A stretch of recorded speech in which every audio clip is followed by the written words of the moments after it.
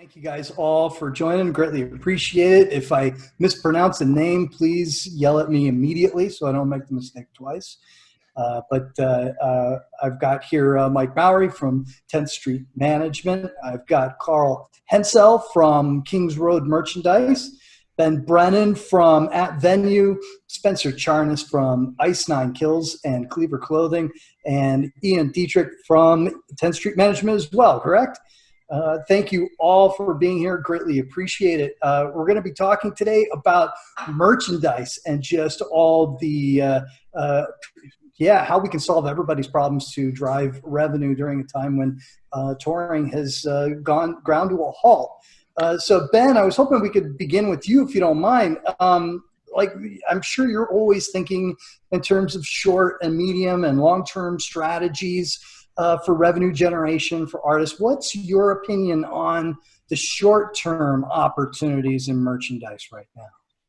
E-commerce, you better have a damn good e-commerce strategy right now. Find creative ways to drive awareness, drive traffic. Just chatting with everybody in and around specifically around the merchandise industry. It's we don't know. Like there's just there's so much ambiguity as to when we're going to come back to live events. And so buckling down and being ready for the long haul.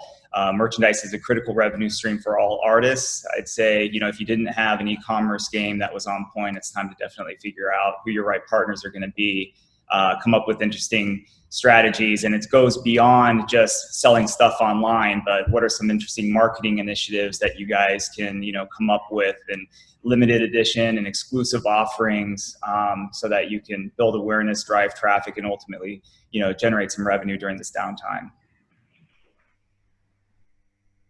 You're muted. Sorry about that. There we go. That seems to roll right into your wheelhouse. So live performances are almost like a pull model for selling merch, and online has always been more of a push model where there has to be some marketing and that sort of thing involved. So is there a pull model or a soft sell or a marketing free merch model for online that works? I mean, I think each band is different. From our perspective, like all the marketing you can do, and, I'm curious to hear, especially from Spencer and Mike and Ian too. But so much marketing goes in, like so many people talk about marketing. So many people are like, okay, we got to do these good ads. We got to do these boosted ads. We got to do this on Facebook. We got to do this on Instagram. And that stuff definitely helps. But for us, over 50% of our traffic day in, day out is either Google organic. So people just going into Google, like, band name t-shirt, or through our mailing list, so customers we had already reached previously that, knock on wood, we didn't screw their order up, and they're already they've already bought from us, and they've opted into the emails. Like we don't email people who obviously opt out. And so for a lot of online merchandise, I would say it's probably about 50-50 in terms of push versus pull. The greatest motivator is somebody typing your band name into Google.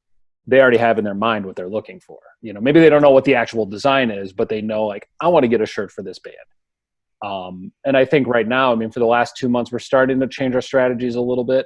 We've gotten a little less trigger, shy in terms of how do we announce, what do we announce, what's the best wording to announce it, keeping in mind there's a, global pandemic and borderline, catastrophic Great Depression style unemployment crisis happening. How do you advertise band shirts, in a way that doesn't make it seem like you're just totally tone deaf? And I think in a way, for us, we've been pretty lucky in that every situation that we've promoted for the last 2 months has had some point or purpose that's relevant to the band. And, I think all bets right now are kind of whatever we did, April last year is totally different than what you would be doing now in terms of what's okay and what's the right marketing message, because Spencer, you guys were on tour with Papa Roach, and that tour ended before it really got to hit the home stretch. So there's a lot of bands that had excess merchandise in Europe. There was a pretty tasteful way to go live and go, hey, this tour got canceled. We normally don't do this soon, but people really did throw their support behind bands in a way that, normally the joke, with us is that tour merchandise, it's dead on arrival. I mean, it sells okay, but if it's got a tour date on it and you're not selling it at a tour, if somebody didn't go to that event, they're not going to care. But then we had a lot of bands who didn't actually go on the road. So they didn't want to announce anything for a while because they had friends who lost tours. They had friends whose tours got canceled right before they started. And so I think that, each situation, whether you're really putting out this totally compelling line or whether you're just saying, hey, here's some shirts, here's what happened to us, your support means more now than it ever has. And in a way, you just kind of have to do that to what feels right now. I don't know that you can really predict any of the economic outcomes. Because they're changing so quickly anyway, but it's also just, you have to do in the same way, like you write a song that feels right as an artist, you have to sometimes just put a message out that feels right, because it's not as simple as just like, hey, here's a collage of merch on a, square panel on Instagram, come by. Like, I don't think anybody's really going to give a damn about that right now. Spencer, can you talk about that? How have you been messaging your merch and to your fans, and especially in the wake of having this excess merch after an abbreviated tour? Have you massaged your messaging in any way, like what Carl's talking about?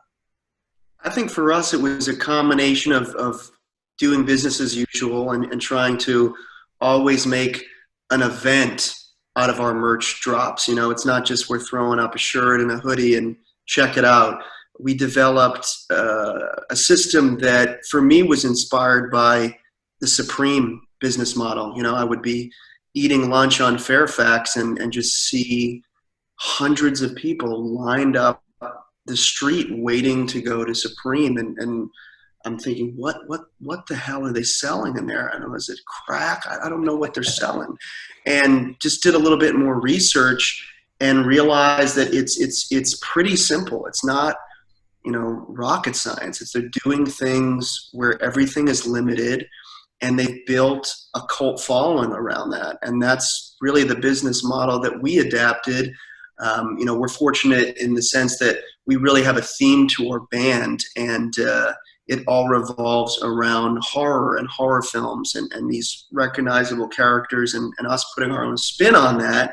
And we developed this thing called Nightmare on the 9th, where it's a limited drop every month on the 9th, and people collect them. We were pretty regiment about not reprinting those designs, and if we do, they're on a different item and they're in a different way, and never again online.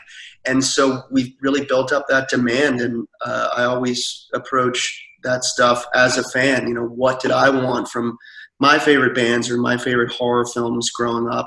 And that's how we approach it. And as far as the pandemic and adapting to that, we definitely looked at what kind of items are going to be virtually useless to people. Like, no one's going out to the beach really, and if you are, you're an idiot if you're watching this. We're not going to be printing bathing suits. We're not going to be printing towels. No one's running out to get that kind of stuff during a pandemic. So we changed some of the items. Like, instead of doing a bathing suit for summer, we did a blanket that people would have around their house. And I think approaching it in the sense that you have to know your audience and you have to know the climate in which you're selling in. And also, you got to be philanthropic too. We definitely didn't want to just come out of the gates and say, gimme, gimme, gimme, because everyone is suffering now. So we definitely did a few drops where we were donating the money to various pandemic relief funds, and we were able to raise some money for the band members themselves and for the crew. And I think it's just it's a combination of knowing your audience, making things feel collectible, and also as not being tone deaf, being able to support people who are in more trouble than you are. Ian, I love what Spencer was talking about making every merch item an event. How is that something that you might use for some of your clients, or you've done in the past? What kind of does that sparkle the spots off in your brain like it does for me when you hear that idea? It's the right idea. I mean, Spencer and Carl both have been 100% correct that if you're not making products that, you know, create some sort of shock and awe, and or the marketing that surrounds it creates some sort of shock and awe, you're not going to be noticed. You know, everybody's sitting at home currently scrolling through an innumerable amount of posts and, you know, hundreds and hundreds and hundreds of ways to get at you, you know, whether it's Zoom or Instagram or whatever you're expected to do nowadays. If you're not creating items that are going to stand out and that also speak to your brand, you will fall by the wayside, unfortunately. Excellent. So when you talk about like items that stand out, is there anything product wise that for you is like what? I'm surprised not every merch table's got this, you know? You know, it really varies from band to band.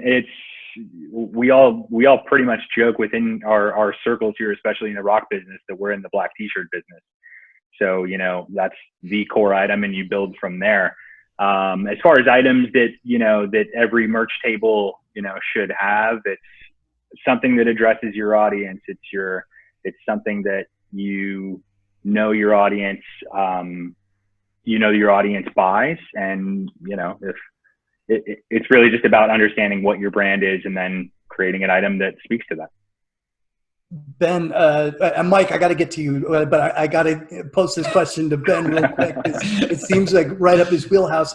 Like there's got to be a fine line between those items that fans are going to love, and so therefore we got to have them, but also those items that just have got such great margins that you got to have them, even though you might sell less. Is there anything that you look at that just is like one of those like items that same sort of question, like it's just the margin's so great and the opportunity is so good?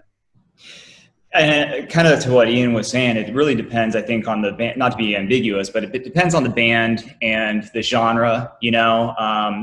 And there are the black t-shirts. Like, you know, we just did a industry analysis for 2019 that highlights a lot of we did 125,000 shows last year. What does the data say, and what's selling and what isn't selling, your top grossing items? And it doesn't matter what genre you are, it's the t-shirt, and it's a black t-shirt, period. You know, and that's just what the fans are buying, you know, and beyond that, it's the black t-shirt with the tour dates, right? It's your number one seller across the board.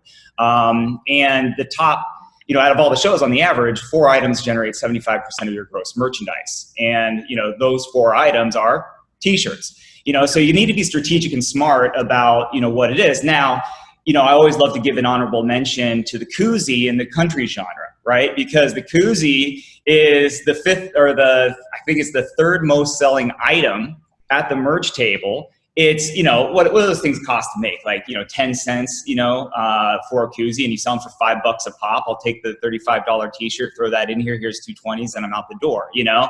So, you know, for each genre, there are those trinkets and those elements, but, you know, we've seen artists go out with these really unique merchandise items that are specific to the band, and they resonate with fans. And I think you can do that and make money doing that, and it's a cool item, but know that that's not necessarily where your margin is going to be, and you're not going to sell a ton of those things. Don't overdo it on that. And I think that's where e-commerce, you know, lends a lot of creative opportunity and exploration on, like, what, you know, we were talking about before about these specific items and doing these exclusive, it depends on the item, you know, it depends on the genre, you know, but not to put all your eggs in that basket. Be strategic with your merchandise line, know what the fans want, you know, because that's a really cool item that can sit on my shelf, but as a fan, I want to wear that band t-shirt to school, you know, it becomes a part of my identity, you know? So yeah, but as we were saying, I think e-commerce, there's a bit more opportunity to be flexible and have limited runs and exclusive items for it. Mike, I know that, like, you know, we've talked a lot about it. It's very specific to the band, and there are things like, you know, a guy is not going to wear a picture of another guy's face on his shirt, but a woman will wear a guy's face on the shirt, you know, that sort of thing. So, like, How do you as a manager get strategic or just be really sensitive to not only great design and making sure that it aligns with an artist's brand, but also is something that will sell? Yeah, I mean, it's a good question. Thankfully, the four others besides you and me are all guys when I'm helping, in this case, Ice Nine Kills design their line is, I talked to Ben about, some of the broader picture global things that are happening for him. I talked to Ian, who manages other clients at 10th Street and has a wealth of knowledge from working in the merchandise business, before he entered the management game. I talked to Carl, who I've known for a really long time, who's had his ear to the ground and, works with bands in different genres. And so my job is to really take the data back to someone like Spencer and say, hey, look, this is the report that I'm getting, from other people. And then, let's see what we want to do with this. And, part of the beauty is, it's really nice to know from a guy like Ben, who's, said whatever, I think 125,000 shows that he can analyze and say, hey, 75% of the business is done on t-shirts. Now we, of course, in Ice Nine Kills camp, always like to think that we're the exception rather than the rule. And because Spencer's done such a good job of creating, this really dedicated fan base, that other 25%, we try to super serve with really unique items, right? With the idea that if we super serve them, they go and tell all their friends, who then puts them into that pool of 75%. And as that pool, expands, the overall numbers increase. But yeah, I mean, it's really helpful to just have these resources to collect the data and share.